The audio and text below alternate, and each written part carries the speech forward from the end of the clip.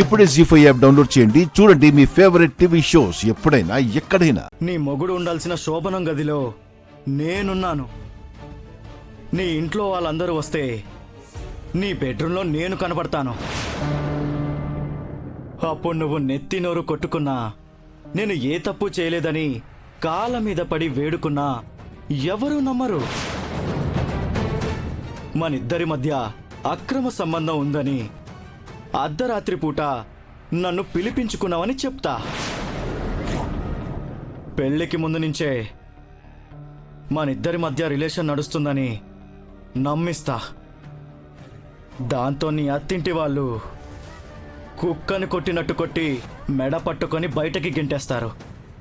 ఆ తర్వాత నీ బతుకు కుక్కలు చింపిన ఇస్తరాకవుతుంది.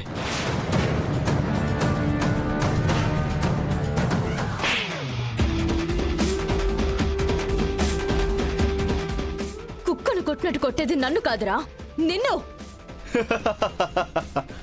ఏంటి నిజమా? ఏది నీకు దమ్ము ధైర్యం ఉంటే నీ వాళ్ళని రమ్మని చెప్పు. రమ్మని చెప్పవే. అమ్మమ్మ గారు రారా, నువ్వు రారా. అమ్మమ్మ గారు, అమ్మమ్మ గారు, అమ్మమ్మ గారు. ఏంట్రా షాక్ అయ్యావా? మా అమ్మమ్మ గారిని చూశాక నోట మాట పడిపోయిందా?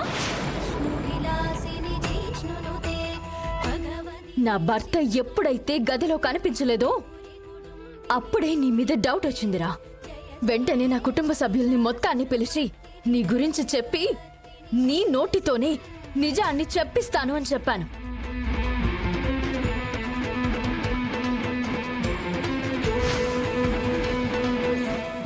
వకీల్ సాబ్, వకీల్ సాబ్,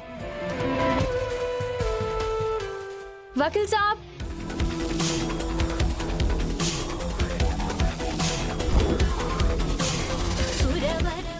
వాడు ఆ రోజు గ్యాస్ సిలిండర్ గురించి వచ్చాడు. నా గదిలోకి వెళ్తున్నాడేంటి? వీడికి నా గదిలో ఏం పని? ఏదో ఉంది. అమ్మమ్మ గారు, బావా, భాగ్యం అక్క, అందరూ రండి తొందరగా. ఏమిటే ఈ టైంలో? ఏంటి అమ్మమ్మ గారు? ఆ రోజు సాయంత్రం సిలిండర్ పట్టుకుని నా గదిలోకి వచ్చాడు కదా, వాడు మళ్ళీ ఈరోజు వచ్చాడు. ఈ రోజు రెడ్ హ్యాండెడ్గా పట్టిస్తాను. మీరందరూ నన్ను నమ్మండి. ఈ రోజు మీ అందరికీ నేనేంటో అర్థమవుతుంది.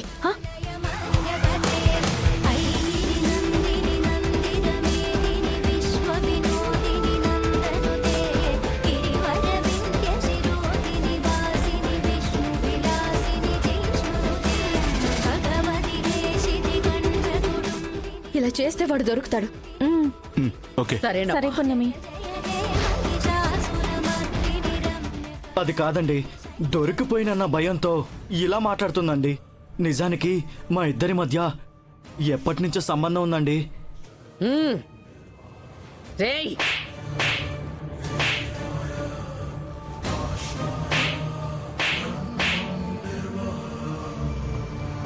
జీ5 యాప్ డౌన్లోడ్ చేసి అన్ని ఎపిసోడ్స్ పూర్తి ఉచితంగా చూడండి.